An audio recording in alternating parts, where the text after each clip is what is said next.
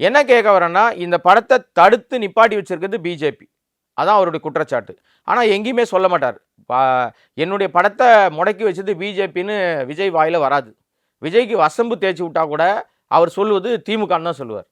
திமுகவுக்கும் சென்சார் போர்டுக்கும் சம்பந்தமே இல்லைன்னு குழந்தைக்கு கூட தெரியும். பட் இவங்களுக்கு தெரியல. அதனால தான் இவங்க சார் அவர் சொல்றது என்னன்னா மறைமுக உறவுன்றாரு. அதை தாண்டி சார் அதுதான் சொல்ல வரேன் நானு. நீங்க மறைமுக உறவுனே வச்சீங்களேன். இந்த படத்துல கை வச்சா நான் வந்து நெருக்கடிக்கு உள்ளாகும்னு தெரிஞ்சுதான் கையை வச்சிருக்காங்கன்றதை ஸ்டேட்மெண்டா கொடுத்துட்டாரு. Okay right. Well and good. நீங்க சொல்றதெல்லாம் ஒத்துக்கிறேன். ரைட். இந்த படத்தை இப்ப ஆதவ் கூட சொன்னதா சொன்னீங்க நீங்க. ஏதோ எம்ஜிஆர் படத்தை படப்பட்டியெல்லாம் தூக்கிட்டு ஓடி போயிட்டாங்க. படத்தை ஏன் தூக்கிட்டு ஓடி போனாங்க? மக்கள் பார்வைக்கு அந்த படம் போகக்கூடாது. அதான பாயிண்ட். கரெக்டா? இப்போ இந்த படம் என்ன ஆயிருக்கு? படத்தை முடக்கி வச்சிருக்குது யாரு?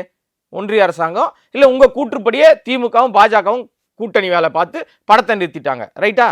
இப்ப படம் வந்து நிறுத்தப்பட்டிருக்கா? மக்கள் பார்வைக்கு வந்துருச்சா? இப்போ இணையதளத்துல மக்கள் பார்வைக்கு வந்துருச்சு. எல்லாரும் பார்த்துட்டாங்க.